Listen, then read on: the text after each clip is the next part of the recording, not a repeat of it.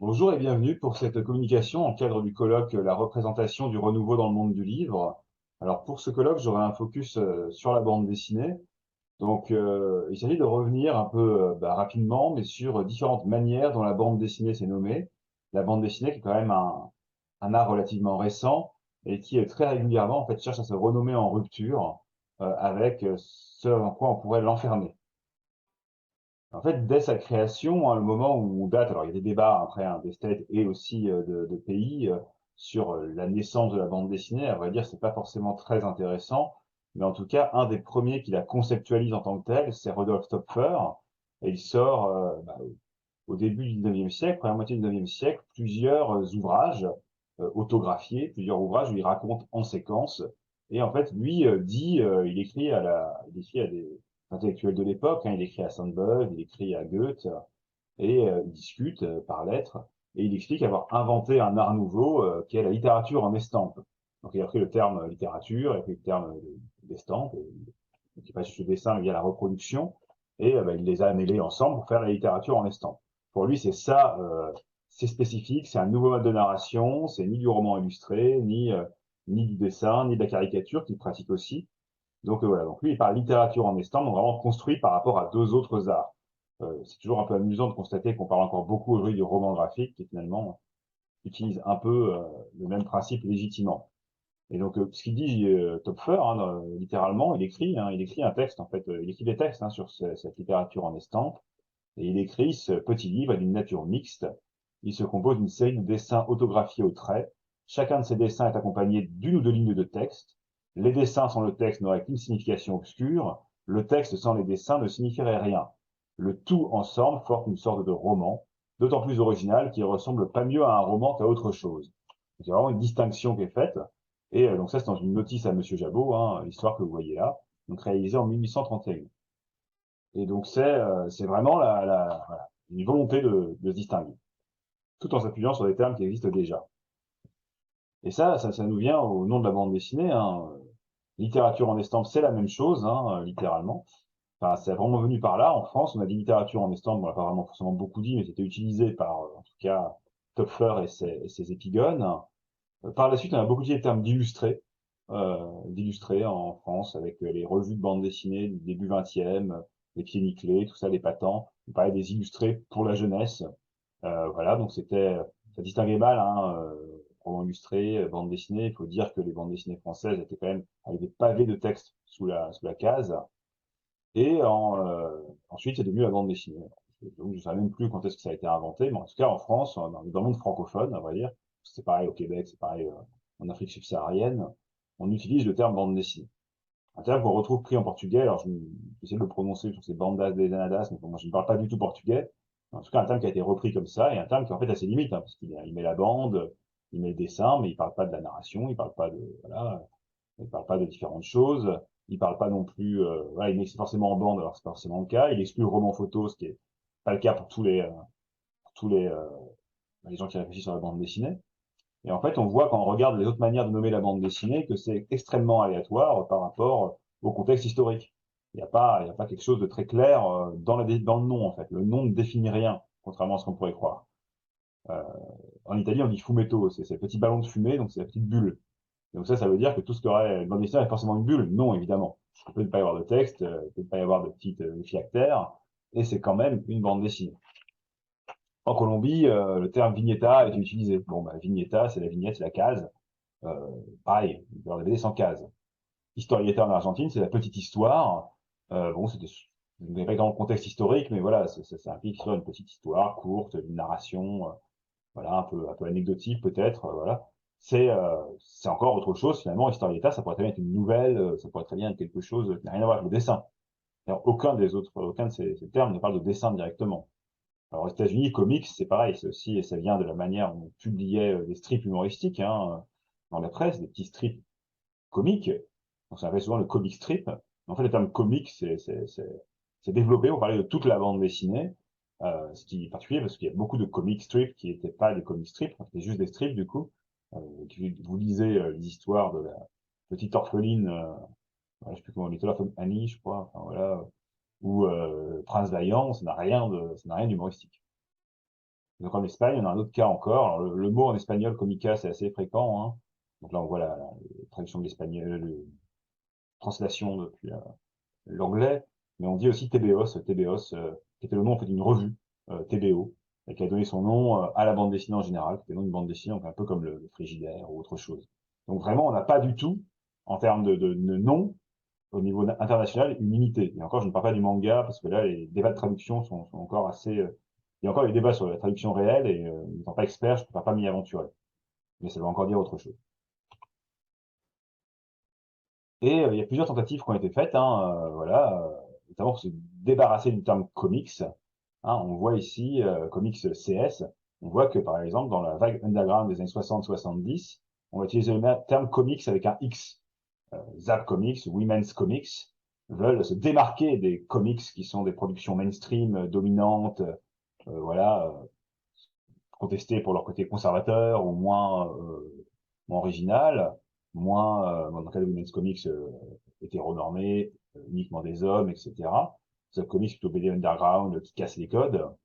Et on voit que le terme, il a eu une postérité. Là, on voit Crocodile Comics de Matt Conture, numéro 2, en 2000, donc des années plus tard. En fait, on utilise le terme comics avec un X pour parler des bandes dessinées un peu underground. Souvent, ce sont des fascicules agrafés, hein. On va pas parler de comics avec un X pour un livre de 200 pages. On est vraiment plutôt sur un format, si ce n'est agrafé, en tout cas une trentaine, quarantaine de pages grand max. Pas un très grand format. Voilà. Donc, le mot comics s'est mis à désigner quelque chose par opposition au comics, CS. J'ai un peu de mal à faire la distinction à l'oral, évidemment. Mais bon, c'était une chose, mais c'est quand même assez peu distinguable. Voilà, c'est vraiment un truc un peu de niche, mais qui s'est imposé.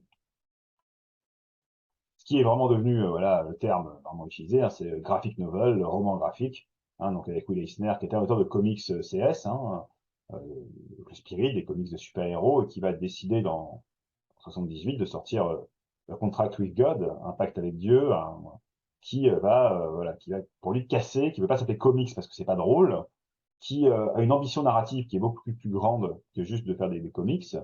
Et lui, il place vraiment le curseur. Il y a c'est un gros format en noir et blanc, enfin, beaucoup de pages, pas un très très grand format, mais beaucoup de pages en noir et blanc. C'est un peu ce qui est maintenant devenu la norme pour un roman graphique, c'est juste un gros machin de 120, 200 pages, 300 pages même.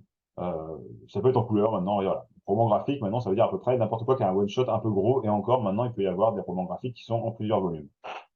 Le pacte avec Dieu, Eisner posait plusieurs bases, dont le fait que ce soit en effet que le nombre de pages ne soit pas contraint par la technique. Il ne fallait pas faire 20 pages sur le magazine qui fait 20 pages, parce que les feuilles d'impression pliées, on en avait plusieurs, c'était 44 pages qu'on avait des franco-belges. Il faut prendre la place qu'il faut pour raconter l'histoire.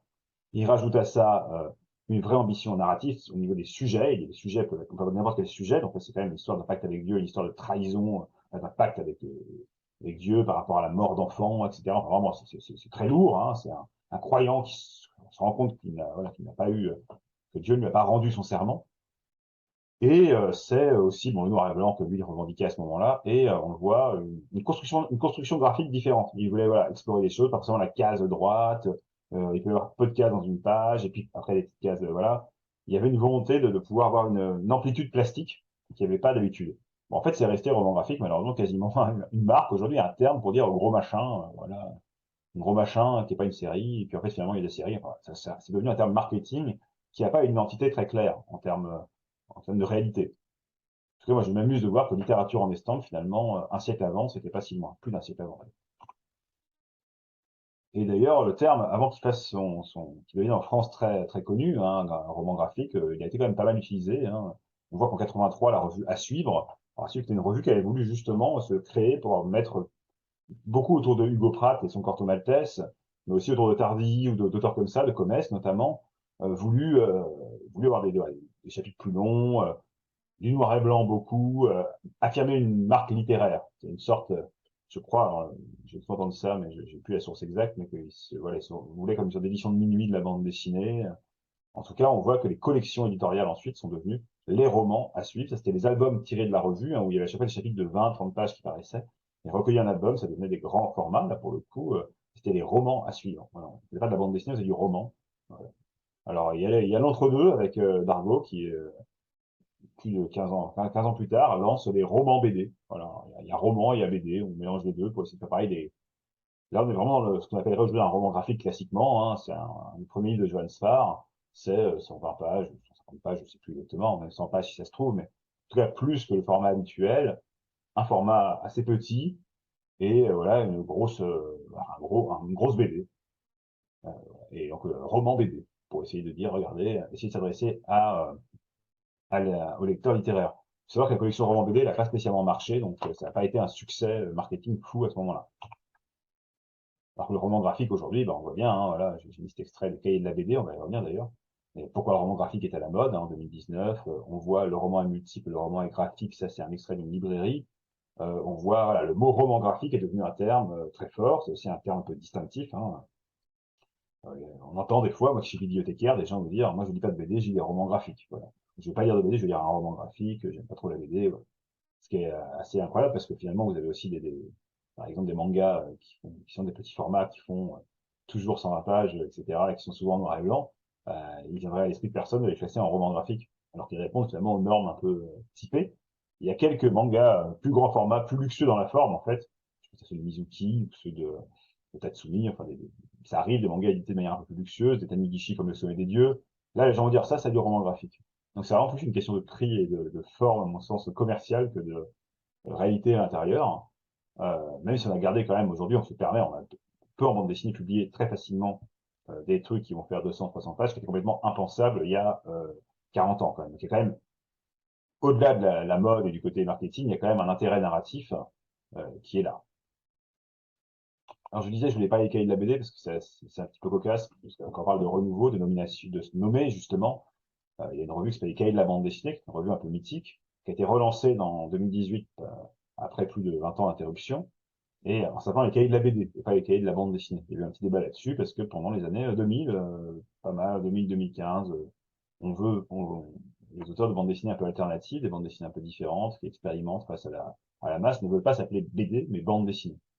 Parce que la BD, voilà, c'est une distinction entre la BD, parfois écrite B-E-D-E, et la BD, voilà, comme un peu méprisante et une manière un peu infantilisante de dire BD, sans prendre en décrypte le mot, sa version pleinement artistique.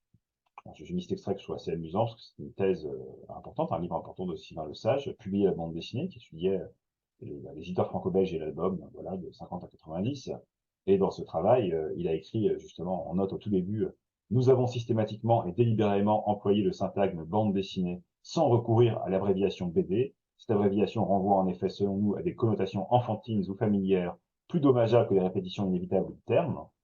C'est très clair, hein, on utilise une bande dessinée comme un acte militant, mais sur la couverture du livre, là on le voit un peu si on cherche, si on regarde, parce que bon, sur l'image c'est pas forcément évident, mais on voit qu'il y a un gros BD qui est embossé dans la couverture par l'arrière par l'éditeur pour dire regardez ça parle de BD. Donc c'est assez marrant.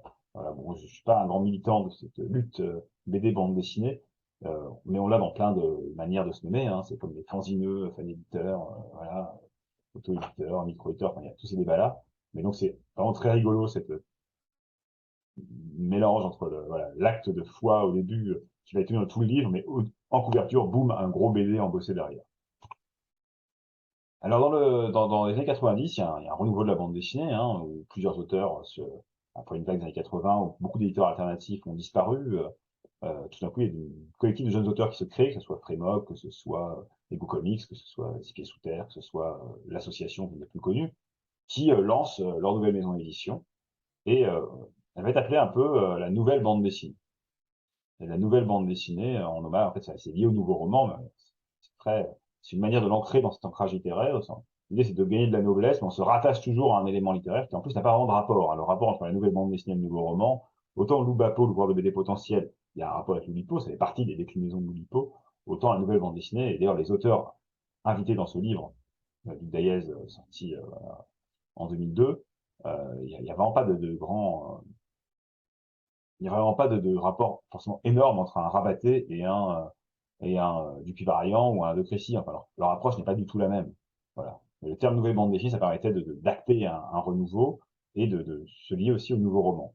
En parallèle, on avait la nouvelle manga qui avait été lancée dès les années 90 hein, par Boilet pour essayer de sortir du manga mainstream qui était accusé de tout au début des années 90. Hein. Ça pervertissait les enfants, ça les faisait tuer des gens, le manga c'était violent, c'était sexuel, tout ce qu'on voulait. Donc il y avait la manga, pour pas dire le manga, et la manga qui était la nouvelle manga qui, eux, s'appliquait non pas tant au nouveau roman qu'à la nouvelle vague. D'ailleurs, ils avaient parlé de la manga nouvelle vague, hein, nouvelle vague manga. Et donc Boilet, et pas tout seul, hein, en fait, Boilet avait repris ça en France, mais en réalité, c'était Kiyoshi Kuzumi, hein, un rédacteur en chef d'un magazine d'art au Japon, qui avait, voilà, qui avait imaginé Manga Nouvelle Vague, qui a été raccourci en Nouvelle Manga. Et donc, Boilet l'a transmis en France en faisant le manifeste de la Nouvelle Manga, qui voulait d'abord parler de ses propres bandes dessinées, ensuite tout ce qui était un manga qui sortait de ce côté un peu, voilà, combat, mainstream, sexe, ce qu'on veut, enfin, voilà, qui était caricatural, et surtout plutôt un manga du quotidien, un manga qui raconte la vie quotidienne, les choses un peu, euh, un peu hors de l'action, un peu curieuses, etc. Un peu plus proche de la nouvelle vague. Hein. On cassait le rythme, on cassait les grands trucs éclatants pour aller vers une pureté. Voilà. C'est un terme qui, en fait, en 2007, est redéfini de manière beaucoup plus courte. Il fait un nouveau manifeste, de nouveau manga, où il distingue tout simplement la BD d'auteur de la BD commerciale. Voilà, du manga d'auteur, du manga commercial. Mais en fait, pour lui, le terme nouvelle manga peut s'adresser à toute la bande dessinée en général. La manga peut désigner pour lui BD franco-belge comme les comics, les américains comme les BD. Voilà. Bon, ça n'a pas fructifié de manière très forte, hein.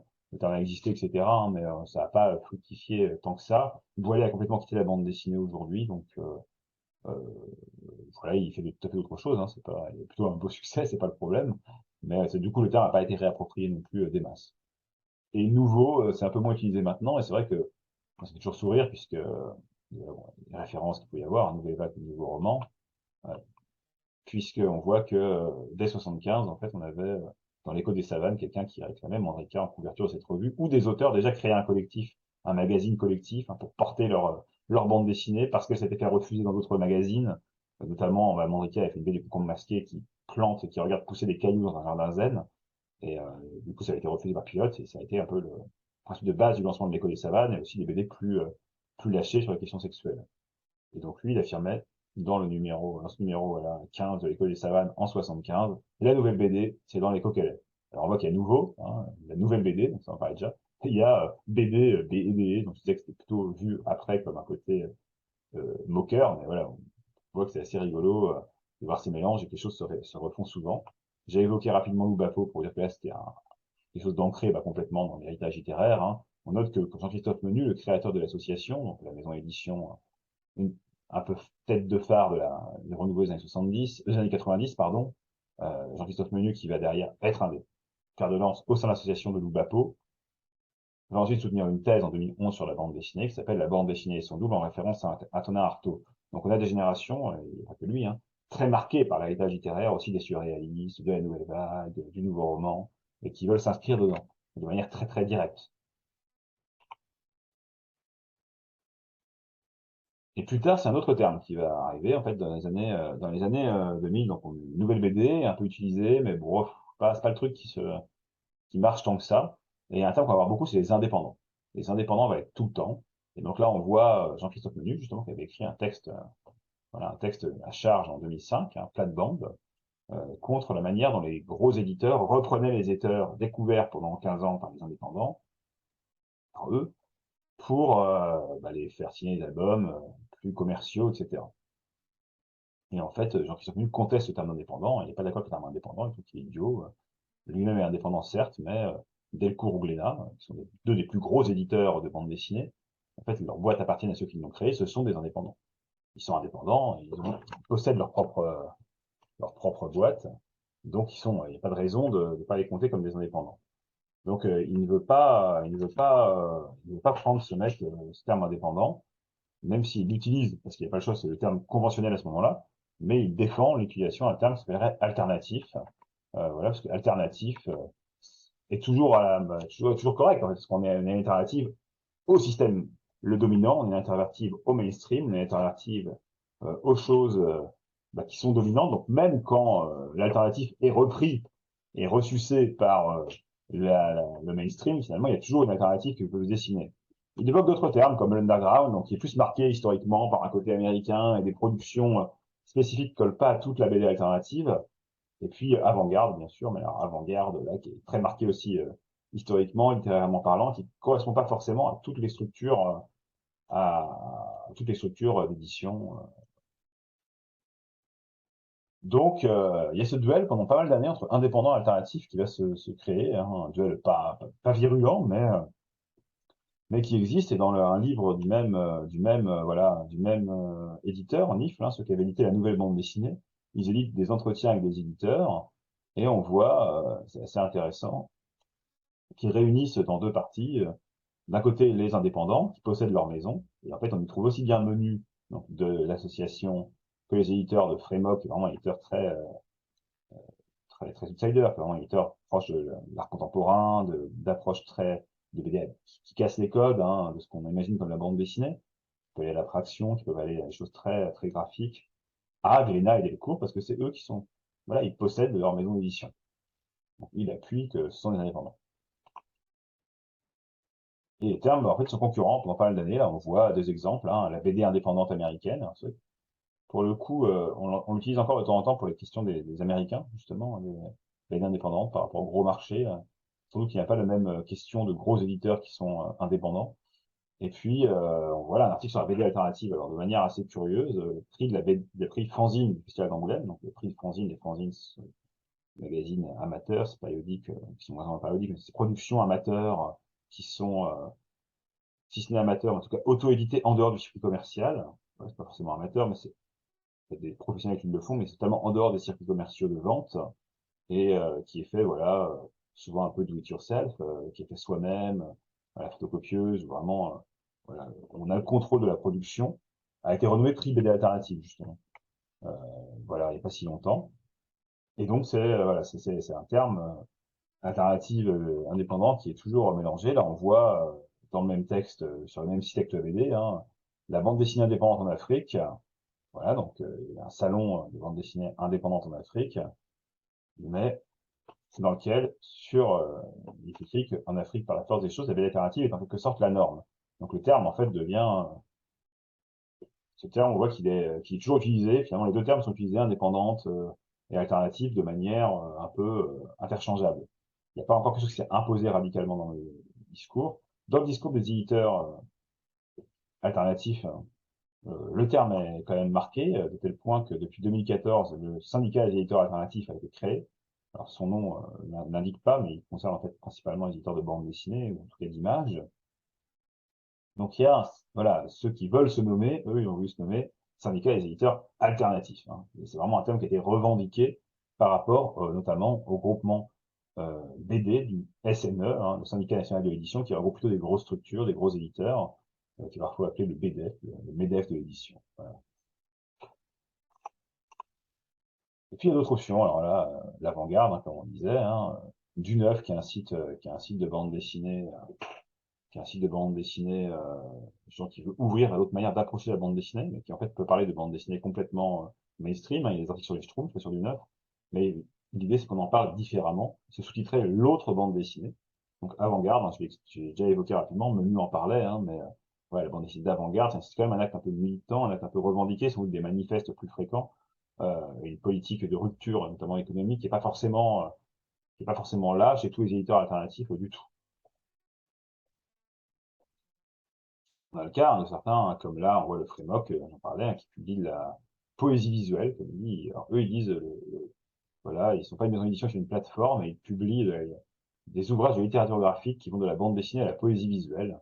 Voilà, donc ça, on a vraiment cassé toutes les frontières, et en même temps, on a un catalogue très ouvert, parce que justement, ça permet au Frémok d'avoir une belle liberté de publication, hein, ils publient des choses, c'est vraiment de la bande dessinée qui peut paraître assez classique, finalement, hein, je pense à Cowboy Hank, en tout cas dans sa forme, parce que c'est quand même assez absurde, mais dans la forme, c'est une BD qui ressemble à la bande dessinée comme n'importe qui n'y connaît rien l'imaginerait, et à des choses que beaucoup de gens ne nommeraient pas forcément comme la bande dessinée. Pour dire de cette manière euh, un peu vexante et un peu étonnante, ça c'est pas de la BD, c'est de l'art. C'est des choses que j'ai plein de temps en bibliothèque aussi.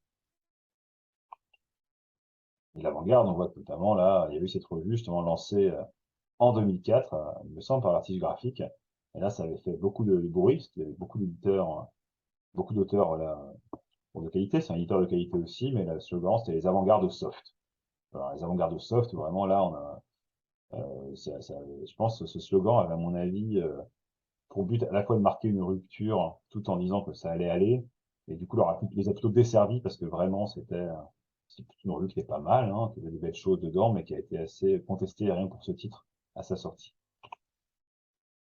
Et puis, voilà, là on voit quelquefois là, quand même, je disais, il faut faire des manifestes, hein, pour s'amuser à faire de l'avant-garde. Il y a peu d'éditeurs qui sont dans ce point-là de l'avant-garde. Alors Frémok est un peu dedans, mais s'ils publient pas des manifestes directement, leurs livres en sont un peu, leur manière de se présenter sur le marché en est une. Là, les éditions Adverse, Adverse, c'est pareil, on voit, hein, c'est quand même un titre aussi qui positionne un nom d'éditeur qui pose quelque part. Leur premier livre a été un manifeste. Donc voilà, dans lequel on peut lire notamment que la bande dessinée est infiniment plus large que ce qu'elle peut proposer, ce que l'on voit dans les catalogues des éditeurs. Et de tous les catalogues, hein, des éditeurs spécialisés, y compris chez les éditeurs alternatifs. Et il ne voit quasiment personne, à part Matière, Frémok ou la cinquième couche, qui pourrait aller vers quelque chose vraiment d'avant-garde. Ni sans mépris et sans jugement d'ensemble pour les catalogues tels que ceux de l'association ou Cornelius, qui m'ont nourri, il reste quand même une vision assez restreinte de la bande dessinée. Et donc, voilà, Adverse va aussi chercher à casser les frontières de la bande dessinée. En fait, on constate avec ce petit balayage rapide, hein, que, sans grande surprise, on se positionne toujours par rapport à des choses, parfois en adversaire, hein, à vraiment la nouvelle vague, la nouvelle BD, les alternatifs, mais parfois aussi même quand on est au sein des alternatifs. D'ailleurs, Alexandre Balkan et Adverse font partie des fondateurs des syndicats éditeurs alternatifs, se positionne ailleurs. Et aujourd'hui, là, je crois que la nouvelle chose, hein, c'est plus tellement encore après avoir eu l'alternative qui s'impose, après avoir eu la roman graphique qui est devenu un terme marketing, nouvelle bande dessinée, nouvelle manga qui est un peu oubliée, bande dessinée BD qui aujourd'hui est plus tellement un débat que j'entends. Voilà, Adverse proposait à eux d'aller par une autre voie, et donc en parallèle, à côté, ailleurs. Donc voilà, c'est la recherche d'un ailleurs, et c'est peut-être encore un nouveau terme qui développera par la suite. Pour l'instant, c'est encore assez circonscrit, mais ça montre bien qu'il y a toujours une alternative, même à l'alternative. Je vous remercie, et je remercie le CREC, l'Université de Sherbrooke, pour l'organisation de ce colloque où nous avons pu parler bande dessinée.